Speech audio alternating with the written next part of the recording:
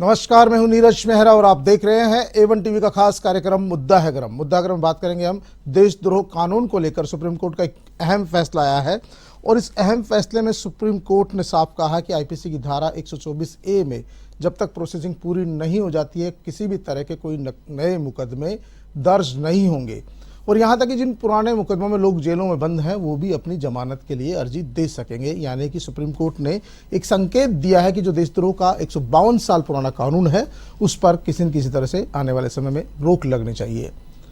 इसी विषय पर बात करने के लिए मेरे साथ स्टूडियो मौजूद है सुमेर चारण जी। सुमेर जी, आपका बहुत बहुत स्वागत है। कांग्रेस नेता है। शैलेंद्र धाबाई जी है, भाजपा नेता है। शैलेंद्र जी, आपका भी बहुत बहुत स्वागत है। शैलेंद्र जी, सुप्रीम कोर्ट का एक बहुत अहम फैसला देशद्रोह कानून में, आपको पता है देश भर में आज भी हजारों की संख्या में बेगुनाह जेलों में बंद पड़े हैं क्योंकि सरकारों को जब भी लगता है कोई सरकार के खिलाफ बयानबाजी करता है, बगावत करता है तो उस पर देशद्रोह का कानून लगा दिया जाता है और देशद्रोह के तहत उसे जेल में डाल दिया जाता है।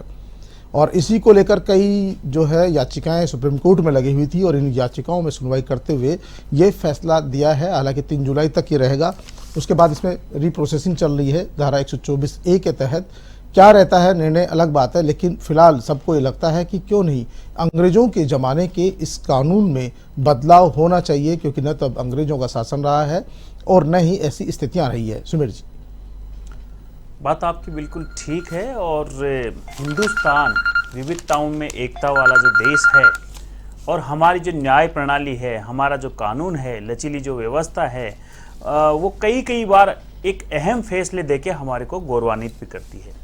मैं मानता हूं कि आप देखिए कि ये 150 साल पुराना जो कानून हम लोग ढोए जा रहे थे कई बेगुनाह। देखिए, कानून व्यवस्था को सबसे ज़्यादा बारीकी से न्याय प्रणाली जानती है और न्याय प्रणाली 150 साल बाद इस मुकाम पे पहुंची है कि कई निर्दोष लोग जो जेलों में फंसे हुए हैं, पड़े हुए हैं, उनके खिलाफ कुछ गलत फैसला नहीं हो जाए कोर्ट का।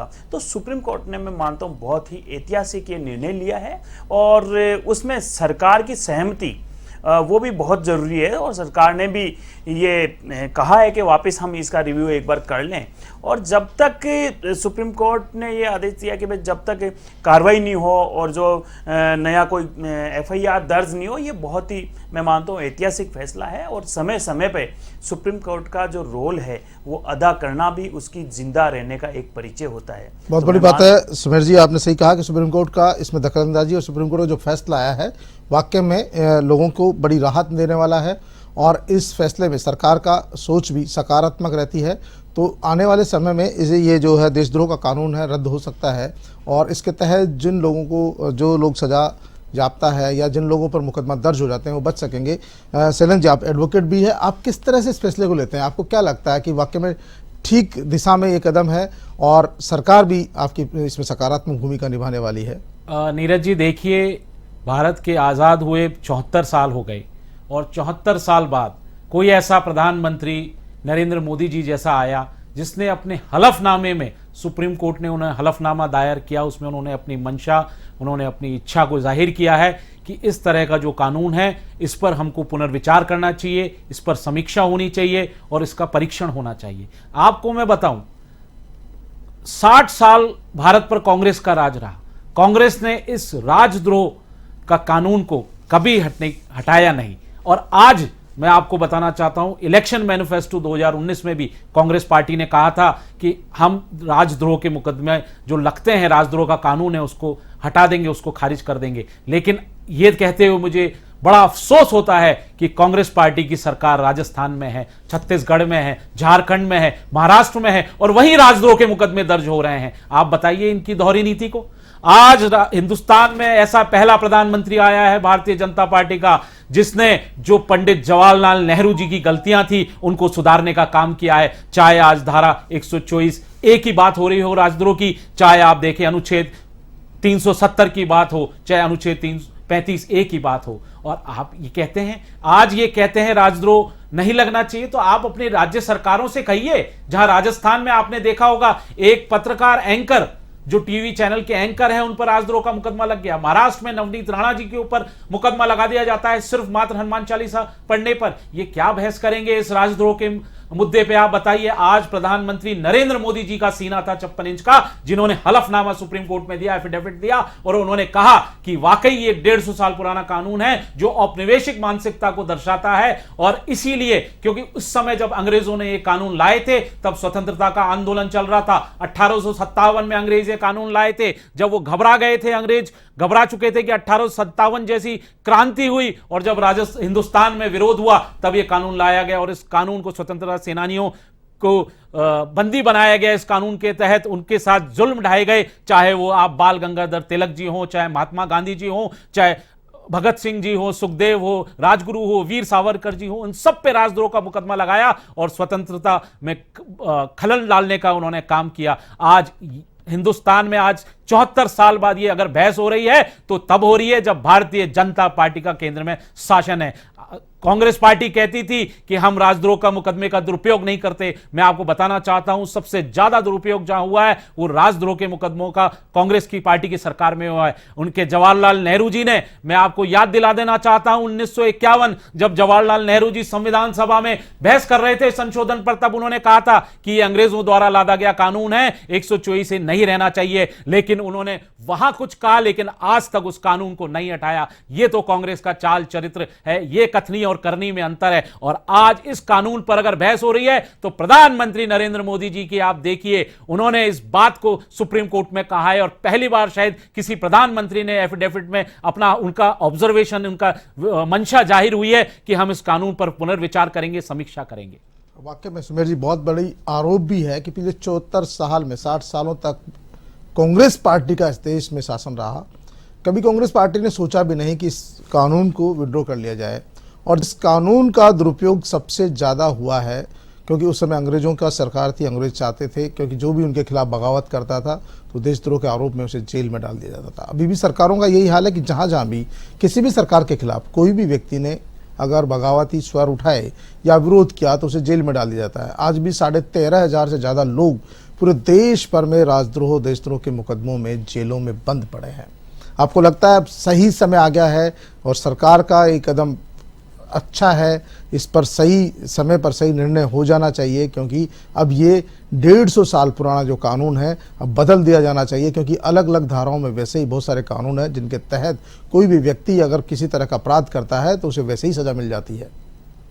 बिल्कुल आपका कहना ठीक है और मैं मानता भी हूँ, और परंतु कहीं ना कहीं इस कानून में जो देखो कानून बना था अंग्रेजों के समय में बना था, उसमें संशोधन होना चाहिए था। वर्तमान समय में सुप्रीम कोर्ट ने ऐतिहासिक फैसला लेके इसमें संशोधन के लिए रूपरेखा तय की है, और सरकार की मंशा अगर उसमें साफ है तो हमारे को ये कहते हुए कतई एतराज नहीं है कि सरकार की मंशा नेक है, हमारे को कहीं एतराज नहीं है। परंतु सुप्रीम कोर्ट के ऊपर भी राजनीतिकरण या तुष्टीकरण की जो राजनीति मेरे साथी प्रवक्ता कर रहे हैं, ये नहीं किया कांग्रेस ने, ये नहीं किया। अगर मैं बता रहा हूं, सुनिए आप मेरी बात सुनिए, मेरी बात सुनिए, मेरी बात तो कहनी पड़ेगी। आप मेरी बात जो हकीकत है उससे तो रूबरू कराना ही पड़ेगा। मेरी बात सुनिए ना, आप नहीं हटाया। 60 साल तक कांग्रेस का राज रहा, आपने राजद्रोह के मुकदमे को हटाया। 2019 में आपने अपने इलेक्शन मैनिफेस्टो में कहा था कड़वी सच्चाई है, सुननी पड़ेगी आपको। आपने आज तक उस राजद्रोह को नहीं हटाया। जहां आपकी राज्यों में सरकार है वहां आप राजद्रोह लगा रहे हैं और आप दुरुपयोग कर रहे हैं, आप दोगली नीति चलते हैं। कांग्रेस पार्टी हमेशा दोगली नीति चलती रही है। मेरे साथी प्रवक्ता जी, अब जब तक मैं बोलूं या तो 5 मिनट आप बोलिए। नहीं, गलत नहीं बोलोगे आप बोल लीजिए, बोलोगे तो मैं देखिए आप अपनी बात रखें और जो हकीकत है दीजिए। कौन सा तरीका ये भाई, आप अलग गलत, ये कौन सा तरीका भाई ये बात करने का आपका? आप गलत तथ्य बोलेंगे, आप पहले बोल लीजिए, आप पहले बोल लीजिए। सुमेर जी और कुछ बोलना है बोल लीजिए, सुमेर जी बात रखें, और कुछ बोलना है बोल लीजिए, मैं कह रहा हूं। गलत सुनिएगा आप, मैं सुमेर जी आप अपनी बात रखें। एजेंसियां उस समय कांग्रेस के राज में एजेंसियां डेवलप करना था, हमारा भारत का इंफ्रास्ट्रक्चर खड़ा करना था। मैं ये कतई नहीं कह सकता कि वहां पे उस समय अगर हम लोग डेवलप नहीं करते इंडिया को, उस समय कांग्रेस डेवलप नहीं कर सकते। आप जिस स्कूल में पढ़ के आए हो वो क्या नरेंद्र मोदी जी की देन है? नरेंद्र मोदी जी जिस विद्यालय में पढ़ के आए क्या वो नरेंद्र मोदी जी की देन है? मैं नहीं कह सकता। अटल बिहारी वाजपेयी की जो अच्छी योजनाएं थी, सड़क निर्माण के प्रति अटल बिहारी वाजपेयी जी की जो अच्छी योजनाएं थी, उनको हम सहर्ष स्वीकार करते हैं। परंतु ये राजनीति के दलदल की जो आपकी गंदी आदतें हैं, इनको बाहर निकालिए। हम समर्थन देते हैं, हम सर्वसम्मानित ये बात तय करते हैं कि सुप्रीम कोर्ट का यह ऐतिहासिक फैसला है, सरकार उसके साथ खड़ी है, हम सरकार की वाहवाही करते हैं, परंतु यह राजनीति की बदबू नहीं आनी चाहिए इस मामले में। और आपने जैसा कहा कि इतने सालों बाद में ये तो अच्छा हुआ, ये कानून का निर्माण ही अंग्रेजों के टाइम में था, वरना भारतीय जनता पार्टी इस पे भी वोट करने की कोशिश करती, परंतु वर्तमान समय में इसकी बहुत नीड थी। जैसा कि आपने बताया सुमेर जी, आजाद भारत में आदमी यहाँ पे इसमें निर्दोष, आजाद भारत का संविधान है, और जो संविधान तात्कालिक बना था उसमें समय समय पर संशोधन भी हुआ है, और ऐसी बात नहीं है, क्योंकि देखिए इसमें कई संशोधन हुए हैं। ये देशद्रोह का कानून बहुत ही गंभीर कानून है। आपको पता है कि सरकारें किस तरह दुरुपयोग करी भी, हाल ही मुंबई में जिस तरह से एक सांसद और विधायक को जेल में डाल दिया गया। हनुमान चालीसा पढ़ने की बात उन्होंने कही, मानते हैं कि वो उनका अधिकार नहीं था, उसके किसी घर पे जाकर आप जबरन नहीं पढ़ सकते, तो 151 में बंद हो सकते थे और कई धाराएं उनमें बंद हो सकते थे, लेकिन राजद्रोह और देशद्रोह जैसी उन पर मुकदमा चलाया गया। तो ऐसे 13,500 लोग जेलों में बंद है।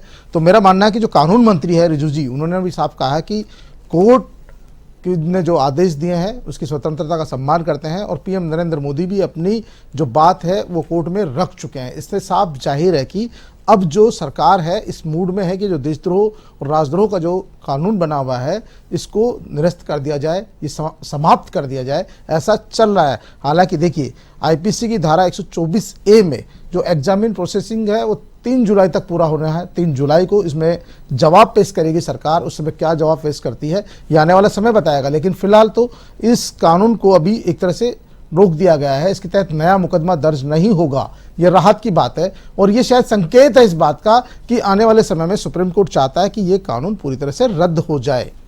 शैलेंद्र जी, क्या लगता है वाकई में सरकारों ने इस कानून का दुरुपयोग किया, एक दूसरे के कार्यकर्ताओं को एक दूसरों को मारने के लिए, एक दूसरों को जेल की सलाखों के पीछे भेजने के लिए?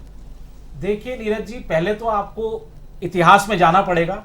जो मेरे कांग्रेस प्रवक्ता हैं सुमेर जी, उनको मैं इतिहास याद दिला देता हूं कि आजाद भारत की बात करें 1962 में सुप्रीम कोर्ट का जजमेंट आया था, उस समय कांग्रेस की ही सरकार थी, और जो केदार सिंह वाला जजमेंट आया था जिसपे इसको कहा गया था कि ये कानून ठीक है, सुप्रीम कोर्ट ने कहा था, क्योंकि इनकी सरकार ने पक्ष अच्छे से नहीं रखा था। आज जो आप बात करते हो दुरुपयोग की, आपको मैं बताना चाहता हूं कि आज इनके जो प्रवक्ता हैं, आज जो राष्ट्रीय प्रवक्ता हैं सुरजेवाला जी, उन्होंने कहा देशद्रोह कानून अलग होता है और राजद्रोह कानून अलग होता है। आप समझना पड़ेगा दोनों चीजों को लेके। आज हम बात कर रहे हैं राजद्रोह कानून की 124A। राजद्रोह कानून यह होता है कि अगर आप सरकार के खिलाफ, सरकार के विरोध में अगर कुछ लिखते हो, बोलते हो, या चिन्ह से अगर कोई प्रदर्शन करते हो, या आप राष्ट्रीय चिन्हों का अपमान करते हो, या भारतीय संविधान का अपमान करते हो, या ऐसा अप्रत्यक्ष या प्रत्यक्ष रूप से दुष्प्रेरण का प्रयास करते हो, तो राजद्रोह का मुकदमा लगता है। और देशद्रोह मुकदमा लगता है 121 में, धारा 121 है आईपीसी की देशद्रोह की, जिसमें वेजिंग वॉर, अगर आप भारत सरकार के विरुद्ध युद्ध छेड़ते हो या युद्ध छेड़ने का प्रयास करते हो या दुष्प्रेरण करते हो छेड़ने का, तो लगता है। तो पहले तो मैं ये बताना चाहता हूं हमारे कांग्रेस साथियों को, जो राष्ट्रीय प्रवक्ता, जो आज मैंने उनका उद्बोधन सुना, जो प्रेस कॉन्फ्रेंस दे रहे थे, डिबेट कर रहे थे, तो वो कह रहे थे देशद्रोह कानून। आप पहले अंतर समझिए, देशद्रोह कानून और राजद्रोह में बहुत अंतर है। राजद्रोह कानून में 3 साल से लेकर आप देखिए आजीवन कारावास तक है, देशद्रोह में आजीवन कारावास से फांसी तक की सजा है। तो पहले तो इनको ये क्लियर कर लेना चाहिए कि देशद्रोह। शैलेंद्र जी, मैं आपको रोकना चाहूंगा। हम बात कर रहे थे मुद्दागरम में राजद्रोह को लेकर जो सुप्रीम कोर्ट का फैसला आया है उसका सभी सम्मान करते हैं, और सरकार ने भी कहा है कि वो इस पर पुनर्विचार करने को तैयार है। ऐसे में माना जा रहा है कि हो सकता है आने वाले समय में, जैसा कि 3 जुलाई तक सुप्रीम कोर्ट ने इस पर किसी भी तरह के नए मुकदमे दर्ज होने पर रोक लगाई है, जो पुराने लोग जेलों में बंद है उन्हें जमानत अर्जी देने की लिए भी कहा है, तो कहीं ना उनको राहत मिलने की संभावना है। शैलेंद्र जी, आप बता रहे थे कि कांग्रेस प्रवक्ता ने जिस तरह का बयान दिया है, आपको लगता है, देखिए अभी तक जो भी सरकारें रही है, सरकारों ने दुरुपयोग तो किया है इस कानून का, और उसका नतीजा हम देख भी रहे हैं। देखिए, अगर कोई राज्य सरकार के खिलाफ या प्रशासन व्यवस्था के खिलाफ कोई विरोध करता है तो ये उसके लिए कानून बना था, और उसमें कुछ हद तक हो सकता है कि दुरुपयोग भी हुआ हो। लेकिन मैं आपको बता देना चाहता हूं कि जब यह कानून ब्रिटिश राज ने, यूके ने 2009 में समाप्त कर दिया, ऑस्ट्रेलिया ने 2010 में समाप्त कर दिया, लेकिन उसमें आपने एक कंडीशन रखी है, एक लिमिटेशन भी उसमें बांधी गई है, एक दायरा रखा गया है कि अगर कोई सरकार के खिलाफ अगर आप बोलते हैं या लिखते हैं, या सरकार के खिलाफ आप कुछ इस तरह की भड़काने वाली या हिंसा वाली बातें करते हैं और या कोई जिससे हिंसा होने की संभावना होती है, सामाजिक सौहार्द बिगड़ने की संभावना होती है, तो निश्चित रूप से इस कानून को रहना चाहिए और उस पर कार्रवाई होनी चाहिए। तो जो आज प्रधानमंत्री नरेंद्र मोदी जी की सोच है, जो भारतीय जनता पार्टी की सोच है, वो यही सोच है। इसीलिए उन्होंने एफिडेविट में सुप्रीम कोर्ट में यही कहा है कि हम इसको रिव्यू करेंगे, पुनर्विचार करेंगे और इसको हम एक व्यवहारिक कानून बनाने की कोशिश करेंगे। ताकि अपने व्यवहारिक कानून बनाने की बात कोशिश करेंगे ताकि इसकी जो खामियां हैं उसको दूर किया जा सके और जो लोग बेलगाम हो जाते हैं कहीं न कहीं उनमें भी डर रहे।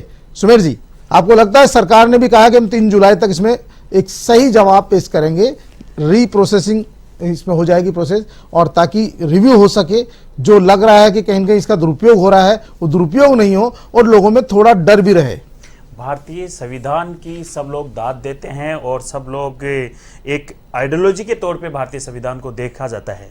मैं मानता हूं कि ये जो रिवॉल्व होगा इसका 124A का, तो मैं मानता हूं कि इसका रिवोल्यूशन कम से कम इस स्थिति में हो कि वीणा के तार की तरह से हो, ना तो वो कठोर हो और ना लचीला हो। लचीला होने से भी कई नुकसान हो सकते हैं। इनको सब चीज़ों को ध्यान में रखते हुए, इन सब चीज़ों को मध्य नज़र रखते हुए मैं मानता हूं कि सरकार विपक्ष के और सुप्रीम कोर्ट की भी जो कमेटी है वो एक ऐसा ऐतिहासिक मुकाम पर लेके जाए ताकि ये निर्दोष लोग तो उसमें फंसे नहीं और दोषी लोगों को उसमें कठोर से कठोर सजा मिले। जो आरोपी जो पहले से जेलों में बंद है, शैलेंद्र जी, आप लगता है उनको मौका मिल गया है कुछ सुप्रीम कोर्ट के फैसले से जमानत के लिए याचिका लगा सकेंगे? और निश्चित रूप से जो सुप्रीम कोर्ट की फाइंडिंग उसमें आई है, ऑब्जर्वेशन जो माननीय सुप्रीम कोर्ट का है, उससे जो जेलों में बंद है उनको राहत मिलेगी और वो जमानत लगाएंगे और उसमें उनको कोई सफलता भी मिलने की आशा हो सकती है कि जिस हिसाब से सुप्रीम कोर्ट ने अपनी ऑब्जर्वेशंस दी। हालांकि अभी सुप्रीम कोर्ट के निर्णय को पढ़ा नहीं है, पढ़ने के बाद उस पर और विवेचना अपन कर सकते हैं, लेकिन जो मोटी बात निकल के आई है वो यही निकल के आई है कि उनके ऑब्जर्वेशंस के तहत अब उनको कुछ राहत मिल सकती है। शरण जी, आपको लगता है जानबूझकर इसमें फंसाया जाता था जो भी थोड़ा विद्रोह करते थे शासन सरकार के खिलाफ? ऐसा नहीं है। आप देखिए, जब भी मैंने आपको डेफिनेशंस क्लियर करी, 124A राजद्रोह की डेफिनेशन क्या है उसमें आपको क्लियर किया, तो जहां इस तरह की अगर बात आती है, क्योंकि सरकार और शासन चलाना आसान होता नहीं और कई बातें होती हैं जिनको सरकार में आज बीजेपी, कल कांग्रेस हो सकती है, कल कोई और हो सकता है। तो ऐसा नहीं कि सरकार तो सरकार ही होती है। नीरज जी, मैं यही तो बताना चाह रहा हूं। आज हमारे कांग्रेस के प्रवक्ता बहुत कह रहे हैं कि बहुत अच्छा प्रयास है, हम तो ठीक है, सकारात्मक प्रयास है, प्रधानमंत्री नरेंद्र मोदी जी का हम साथ हैं। अरे भाई, आपकी 60 साल सरकार थी, आप इस प्रयास को करते, आप इस सकारात्मक प्रयास को लेकर आते, आप भारतीय जनता पार्टी के पीछे खड़ा क्यों होना चाहते हैं? आप करते हैं इसकी पहल। लेकिन ये तो अच्छी पहल है ना कि जब एक आपकी विपक्ष पार्टी, जो प्रमुख विपक्षी पार्टी है, वो भी ऐसे मुद्दे पर अगर पीछे भी खड़ा हो तो कोई बुराई तो नहीं है मेरे हिसाब से। ये पहले अपने इतिहास को भी देखना चाहिए। अगर ये काम किए होते, सुमेर जी, इतिहास जवाहरलाल नेहरू जी ने भी कोई सुधार नहीं की होती, इतिहास में सुधार करने की गुंजाइश चल रही है आजकल। प्रधानमंत्री नरेंद्र मोदी जी, भारतीय जनता पार्टी सरकार जो शैलेंद्र जी, कांग्रेस पार्टी की गलतियां रही हैं, आजादी के बाद से उनको दुरुस्त करने का काम किया जा रहा है। मेरा एक सवाल इनसे, सुमेर जी से है कि क्या आपकी पार्टी अब जो गलतियां हुई है उनको दुरुस्त करने का कोशिश कर रही है, प्रयास कर रही है कि जो दुरुस्त हो रही है उसमें हम यसमैन की भूमिका निभाएं? देखिए, मैं पूर्व में भी ये बता चुका हूं और वर्तमान में मेरे साथी प्रवक्ता को वापस ये अवगत करवाना चाहता हूं कि वो स्थिति देश निर्माण की थी, वो स्थिति एजेंसियां निर्माण की थी, वो स्थिति इंफ्रास्ट्रक्चर हिंदुस्तान का खड़ा करने की थी। आज मैं कतई इस चीज से मुकरूंगा नहीं कि आज भी एसएमएस की जो गवर्नमेंट भले ही एसएमएस हॉस्पिटल को चलाती है, वो बिल्डिंग पूर्व राजा महाराजाओं की दी हुई थी। हमारी क्या ऐसी व्यवस्था नहीं बनी थी? व्यवस्था बनी थी, परंतु वो बिल्डिंग उस समय हमारे यूज में आ रही थी, आज भी आ रही है। वैसे उसी तरह से वो समय हमारा एग्रीकल्चर को डेवलपमेंट करने का था, वो समय हमारा टेलीफोनिक को और जो आईटी क्रांति लाने का जो समय था, वो समय वो था, वो समय ये नहीं था। सुमेर जी, फिर आपके इंफ्रास्ट्रक्चर हिंदुस्तान सुमेर जी, मेरा एक क्वेश्चन है सुमेर जी, तो फिर प्रधानमंत्री जवाहरलाल नेहरू जी ने संविधान सभा में क्यों कहा था कि 124A को हटा देना चाहिए? कह दिया तो कोई अपराध कर दिया क्या? सही चीज का मतलब आपके कहने और करने में अंतर है, यही सुनना चाहता था। बहुत बहुत धन्यवाद सुमेर जी, आपने बता दिया कांग्रेस के कथनी और करनी में अंतर है। आज भारत की जनता ने, राजस्थान की जनता ने हटा दिया तो क्या ये देख लिया कि आज हिंदुस्तान के प्रधानमंत्री तो हमारी कथनी और ये कह रहा हूं इस मंच के माध्यम से कह रहा हूं, धन्यवाद देना। अटल बिहारी वाजपेयी की योजनाओं का हम विरोध नहीं कर सकते। नरेंद्र मोदी गांधी जी की योजनाओं का हम विरोध तो नहीं कर सकते, तो आप फिर जवाहरलाल नेहरू की योजनाओं का विरोध क्यों करते हैं? आप फिर राजीव गांधी की योजनाओं का विरोध क्यों करते हैं? आप फिर इंदिरा गांधी की योजनाओं का आपको लगता नहीं है शैलेंद्र जी, सुमेर जी, आपको लगता है राजनीतिक पार्टियों की कथनी और करने में अंतर होता है? शैलेंद्र जी, सुमेर जी, आपको लगता है राजनीतिक पार्टियों की कथनी और करने में अंतर होता है? और आप दोनों ही इस बात को स्वीकार कर रहे हैं। इमरजेंसी दर्शक आपकी बातों को सुन रहे हैं तो आप एक दूसरे को दबाने के लिए ऊंची आवाज में बात कर रहे हैं, लेकिन देखिए सरकारें और सरकारों की कथनी और करनी में अंतर हमेशा रहा है। ये बात आपको स्वीकार करनी पड़ेगी। सरकारें जैसा कहती है वैसा करती नहीं है। यही कारण है कि सरकारों की गलतियों का दूसरी सरकारों में सुधार होता ही है। शैलेंद्र जी, आपने कहा कि कांग्रेस पार्टी ने स्वीकार किया, स्वीकार करना भी तो बड़ा दिल की बात है। अब इनके पास और चारा नहीं है। नीरज जी, आप देखिए, हिंदुस्तान की जनता ने से इनका भरोसा, हिंदुस्तान की जनता का भरोसा इनसे उठ चुका है, विश्वास इन्होंने खो दिया है। आज ये कहां से कहां, ये अपने आप को बहुत पुरानी पार्टी कहते थे कि आज हमारी एक 100 साल पुरानी पार्टी है। मैं आपको एक स्टेटमेंट याद दिला देना चाहता हूं हमारे राष्ट्रपिता महात्मा गांधी जी का। जब भारत आजाद हुआ था, उन्होंने कहा था कि अब कांग्रेस की आवश्यकता नहीं है, कांग्रेस को खत्म कर देना चाहिए। लेकिन इन्होंने, जवाहरलाल नेहरू जी ने कांग्रेस को खत्म नहीं किया, उसको परिवारवाद में कन्वर्ट कर दिया, वंशवाद में आज डायनेस्टी बना दी। आज जो इनका चिंतन शिविर होने जा रहा है जो उदयपुर में, वो भी सिर्फ एक परिवार को, राहुल गांधी जी को अध्यक्ष बनाना है। इसकी इनकी यही चिंता है, इसलिए भारत की जनता ने इनको नकार दिया है। भारतीय जनता पार्टी को क्या परेशानी हो सकती है? राहुल गांधी के अध्यक्ष बनने से भारतीय जनता पार्टी को ये इनका अंदरूनी मामला, हमारा कोई, सुमेर जी, आपको कोई वो बात नहीं है। सुमेर जी, आपको लगता है चाह रहा था, पहले भी 9 साल पहले भी राजस्थान की धरती पर इनका चिंतन शिविर हुआ था, जब राहुल गांधी जी को उपाध्यक्ष बनाया गया था, और आज फिर ये जो चिंतन शिविर हो रहा है। तो मेरा कहने का मतलब है कि हिंदुस्तान की जनता ने कांग्रेस पार्टी के चाल चरित, नीति रीति सबको खारिज कर दिया है। उनका विश्वास उठ चुका है कांग्रेस पार्टी से। देखिए, जिस तरह से बिल्कुल शैलेंद्र भाई ने आरोप लगाया है कि कांग्रेस पार्टी को नेस्तनाबूद कर दिया कांग्रेस पार्टी की नीतियों ने, कहीं न कहीं लगता है कांग्रेस पार्टी की जो गलतियां हुई है उसका खामियाजा पार्टी को भुगतना पड़ रहा है। और आने वाले समय में जिस तरह के हालात नजर आ रहे हैं, कांग्रेस पार्टी अभी भी बिल्कुल जो है नीचे की ओर जा रही है। कहीं न कहीं चिंतन शिविर के बजाय उन्हें धरातल पर भी जाने की जरूरत है। समय बहुत कम है, मैं चाहूँगा कि बहुत कम समय में आप अपनी बात रखें। कम समय में ही अगर देना है तो मैं इनके बारे में, मेरे साथी प्रवक्ता के बारे में कह सकता हूं कि अदगल घघरी छलकत जाए, कहने का मतलब। चलिए, बहुत बहुत धन्यवाद सुमेर जी और शैलेंद्र जी, आप दोनों मुद्दागृह में शामिल हुए, आप दोनों ने अपनी अपनी बात रखी। तो ये था देशद्रोह कानून को लेकर, राजद्रोह कानून को लेकर सुप्रीम कोर्ट का जो सख्त फैसला आया, उस फैसले को लेकर लोगों में खुशी है कि कम से कम जो 152 साल पुराना कानून चला आ रहा था उसको खत्म किया जा रहा है। और सरकार भी कहीं न कहीं इसमें सकारात्मक भूमिका निभाने वाली है। और यदि सरकार का सकारात्मक रुख रहता है तो 152 साल पुराना ये देशद्रोह का कानून, राजद्रोह का कानून समाप्त होगा। और इससे जो बेगुनाह लोग जो राजद्रोह के मुकदमों में जेलों में बंद है, लगभग 13,500 आज की तारीख में बंद है, और लगातार रोजाना कोई न कोई किसी न किसी पर इस तरह के मुकदमे लगते रहते हैं, उन लोगों को राहत मिलेगी। मुद्दा अगर मैं फिलहाल इतना ही, ताज़ा तरीन खबरों के लिए देखते रहिए A1 TV।